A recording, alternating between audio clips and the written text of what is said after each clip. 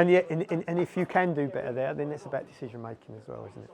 Yeah, areas where shut up, areas where you can, yeah, because you're a better player when you're not playing all of a sudden. That's what Tomo said. You're stealing Tomo's jokes. No, I'm not, and I'm not slealing anything. Given what we've been through, and when I talk about what we've been through, it's been a tough period, and we know we've you know, consecutive defeats. Before the game, I would have taken a draw, 100%. I would have taken a draw against a side that are having a fantastic season. We've had a real tough run of games, and it weren't getting any easier. I would have taken a draw. At half time, my frustration is that we're not outside, but clear. Because you were so dominant first half, and we said they'll change things, they'll have to get better, and we have to recognise it. And we wobbled, we went. We had a 15-20 minute period where we weren't on the ropes. The referee stood over us counting to 10, and it got ugly because the things we spoke about at half time and that are important, the small things, we let go of, and we allowed things to affect us, and small things became big things. But no one can ever question the attitude and the commitment of you as a group, of us as a group. When I say I mean us, everyone involved in here. No one, don't ever let anyone question your commitment, your effort, your enthusiasm, your passion, your desire, your determination. To come back from being at that point, it wasn't just about conceding 2 goals. It was the manner in which it happened, the way that you've stepped up and stopped and running away from it. You've made at least 2 unbelievable saves, right? And they become so important because they allow us to get back in. Delighted for you, come on and get the goal, the impact. And then we kept going, and we deserved it. And you can argue over the balance of play. I think I can go away and argue that we deserve 3. I don't need to argue with anyone. My feeling is that we deserve 3, but I will take the 1 because we've stopped the run of defeats. We've shown what we're capable of. We know we're not right. We know we've suffered. We've been, that's a phenomenal effort to come back from the situation we found ourselves in. And it wasn't against a fragile side. They're against a side that once they got that lead ahead of them, they probably thought they were going to go on and win the game comfortably, and we didn't allow it to happen. It feels like a win to me today, for so many reasons. For so many reasons, it feels like a win. Well done, Joe.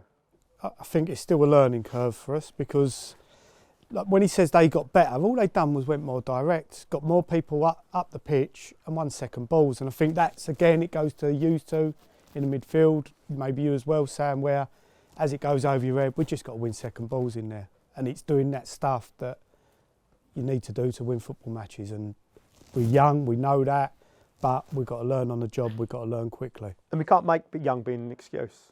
As you said before, there is no excuse. It's like, because you're good enough. Yeah. It's a bit like saying, if we're average age of 42, we're old, we're never going to last 90 minutes. There's still no excuse. It's what goes out there. You put out there, not because you're young.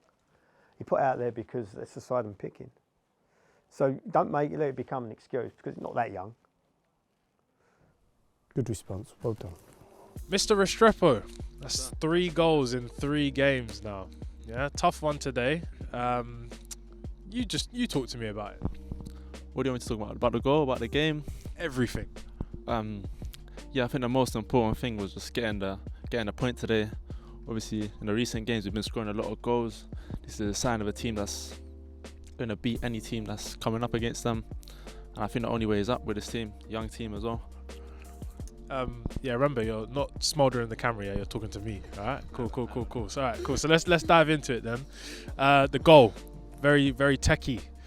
He's scored quite a few decent goals recently. Talk to me about the one today then. Yeah, as they said, straight from the favelas, picked up the ball, seen a couple options, my right or my left, but yeah, I didn't really feel pressure. It's not really pressure when I'm on the pitch. There's other worse things that you can call pressure, but yeah, no pressure in front of goal. Cool. Did you had to what, sir? dispatch the finish. Okay. So did you put like Vaseline on your lips just for this interview? No. I had Vaseline since the start of the game. Keep it moisturised. I like it. Read up a little bit, but yeah, that's it. So let's dive into that goal then. Obviously the footwork, yeah. Where did you learn that from?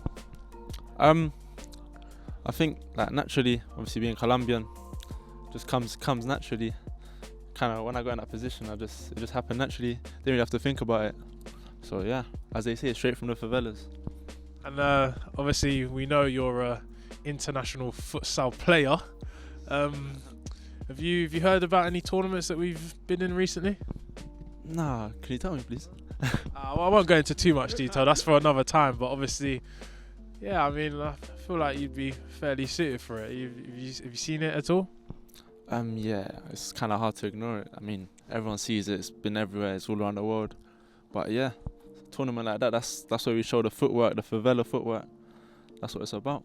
But then you can also bring it to a cold Saturday afternoon in Pitsea.